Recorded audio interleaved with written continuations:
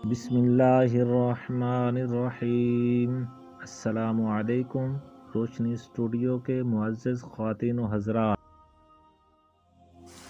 عزیزان گرامی، آج کا عنوان ہے حضرت لوط علیہ السلام اور قوم لوط پر اللہ کا عذاب۔ حضرت لوط علیہ السلام کی دعا قبول ہوئی اور اللہ تعالیٰ نے قوم لوط پر عذاب نازل کرنے کے لیے فرشتے بھیج دیے۔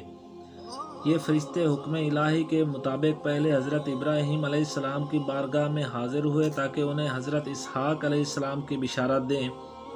فرزند کی بشارت ملنے کے بعد حضرت ابراہیم علیہ السلام نے فرشتوں سے آنے کا مزید مقصد بھی پوچھا۔ سورۃ الذاریات میں ہے، ابراہیم نے فرمایا، تو اے بھیجے ہوئے فرشتوں، پھر تمہارا کیا مقصد ہے؟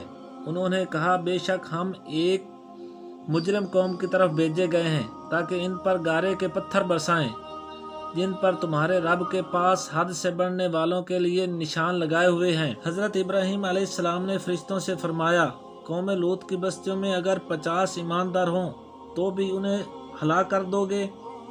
فرشتوں نے کہا نہیں۔ پھر فرمایا، اگر 40 ہوں؟ انہوں نے کہا جب بھی نہیں۔ آپ علیہ السلام نے فرمایا، اگر 30 ہوں؟ انہوں نے کہا جب بھی نہیں۔ آپ علیہ السلام اس طرح فرماتے رہے یہاں تک کہ فرمایا، اگر ایک مرد مسلمان موجود ہو تب بھی ہلاک کر دو گے؟ انہوں نے کہا نہیں۔ تو آپ علیہ السلام نے فرمایا، اس میں حضرت لوط علیہ السلام۔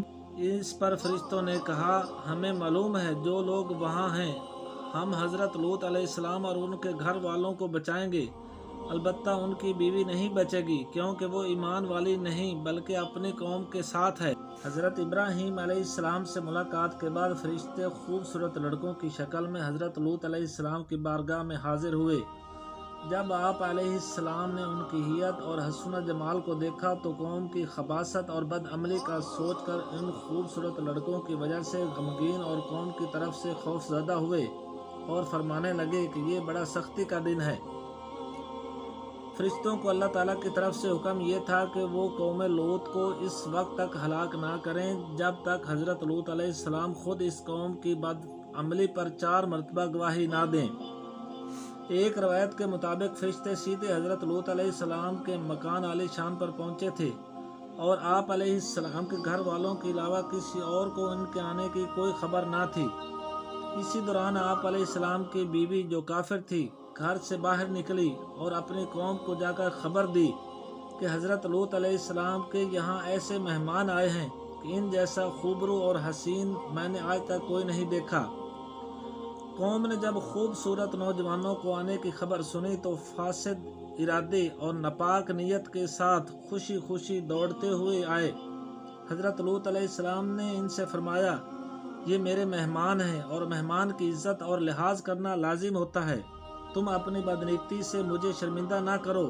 مہمان کی رسوائی میزبان کے لیے خجالت اور شرمندگی کا سبب ہوتی ہے، اور مہمانوں کے معاملے میں اللہ تعالیٰ سے ڈرو اور مجھے رسوا نہ کرو۔ مہمان کی عزت میزبان کی عزت ہوتی ہے اور مہمان کی بے عزتی میزبان کی رسوائی کا باعث ہوتی ہے۔ اس لیے اگر کسی مسلمان پڑوسی یا رشتہ دار کے ہاں کوئی مہمان آئے تو دوسروں کو بھی اس مہمان کا لحاظ کرنا چاہیے تاکہ کوئی چیز میزبان کے لیے شرمندگی کا باعث نہ بنے۔ قوم نے جواب دیا، اے لوط علیہ السلام، کیا ہم نے تمہیں پہلے ہی اس سے منع نہیں کیا تھا کہ دوسروں کے معاملے میں دخل مت دینا؟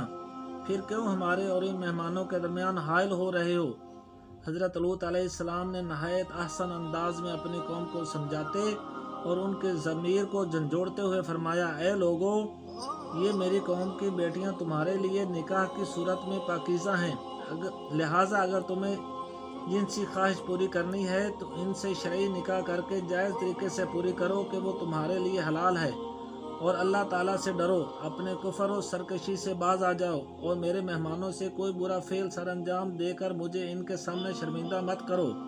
کیا تم میں ایک بھی کوئی ایسا نیک آدمی نہیں کہ جس کی بات مان کر تم اس برے فعل سے باز آ جاؤ؟ حضرت لوط علیہ السلام کی نصیحت سن کر قوم نے ماننے کے بجائے اپنی خباثت کو مزید کھل کر بیان کی۔ لوطیوں اور حقیقت یہ ہے کہ دل و دماغ میں جتنی گندگی اور غلاظت ہوتی اس کی وجہ سے ان کی فطرتیں مسخ ہو جاتی ہیں اور جنسی معاملات سے متعلق کوئی نصیحت ان پر اثر نہیں کرتی۔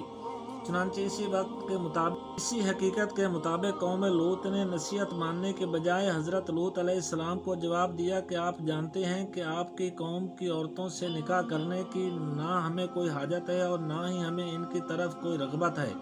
हमारी जो ख्वाहिश है वो आप अच्छी तरह जानते हैं। हज़रत लूत अलैहिस्सलाम अपने मकान का दरवाज़ा बंद करके अंदर से ये गुफ्तगू फरमा रहे थे और कौम ने ये इरादा कर लिया कि दीवार तोड़कर अंदर दाखिल हो जाएं और अपनी खबासत को अमली जामा पहना लें।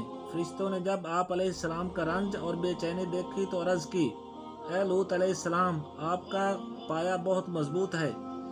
हम आपके रब के भेजे हुए फरिश्ते हैं और वो अजाब लेकर आए हैं जिसमें ये लोग शक करते हैं। आप अपने घर वालों को रातों रात यहाँ से ले जाएं और उनमें से कोई पीठ फेर के ना देखे, लेकिन आपकी बीवी पीठ फेर कर देखेगी, क्योंकि इसे भी वही अजाब पहुँचना है जो इन काफिरों को पहुँचेगा।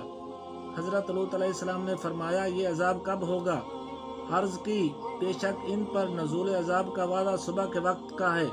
अरशाद फरमाया, मैं तो इससे जल्दी चाहता हूँ। अर्ज़ की, सुबह करीब ही है, आप इसे दूर न समझें। अब आप दरवाज़ा खोलकर हमें और इन्हें छोड़ दें। ये लोग आप तक हरगिज़ न पहुँच सकेंगे और ना ही कोई नुकसान पहुँचा सकेंगे। हज़रत लूत अलैहिस्सलाम ने दरवाज़ा खोल दिया तो लोग मकान में घुस आए। हज़रत जिब्राईल अलैहिस्सलाम ने अल्लाह ताला के हुक्म से अपना बाजू उनके चेहरों पर मारा तो वो सब अंधे हो गए और मकान से निकल कर भागे, लेकिन उन्हें रास्ता नजर नहीं आ रहा था और ये कहते हुए भाग रहे थे, हाय हाय, लूत के घर में बड़े जादूगर हैं, उन्होंने हम पर जादू कर दिया है, हम उसे छोड़ेंगे नहीं। रात का कुछ हिस्सा गुजरने के बाद हज़रत लूत अलैहिस्सलाम अपनी 2 साहबजादियों और दीगर अहले ईमान को लेकर बस्ती से निकल गए। इसके बाद कौम पर अजाब इस तरह आया कि हज़रत जिब्राईल अलैहिस्सलाम ने कौम लूत के शहर जिस तबका ज़मीन में थे इसके नीचे अपना बाजू डाला। उन 5 शहरों जिनमें सबसे बड़ा सदूम था और उनमें 4 लाख आदमी बसते थे, इस सारी बस्ती को नहायत ऊंचा उठाया, फिर उसे बुलंदी से। इसी दौरान हज़रत जिब्राईल अलैहिस्सलाम ने एक जोरदार चीख भी मारी और जो लोग इस वक्त बस्ती में मौजूद ना थे वो जहाँ कहीं सफ़र में थे वहीं उन्हें लगातार पत्थर बरसाकर हलाक कर दिया। हज़रत लूत अलैहिस्सलाम की बीवी जिसका नाम वाहला था वो आप पर ईमान ना लाई बल्कि काफिर ही रही, अपनी कौम से मोहब्बत रखती और उसके लिए जासूसी करती थी। ये अजाब में मुब्तला हुई। एक रवायत ये है कि चलते वक्त हज़रत लूत अलैहिस्सलाम भी अपने साथ लेकर निकले थे। फिर जब कौम पर अजाब नाजिल हुआ तो उसने मुड़कर पीछे देख लिया और कहने लगी, हाय मेरी कौम, तो उसे भी एक पत्थर आकर लगा जिससे ये हलाक हो गई। अल्लाह रब्बुल इज़्ज़त से दुआ है कि अल्लाह हमें भी इन बुरे अमाल से बचाए। आमीन सुम्मा आमीन।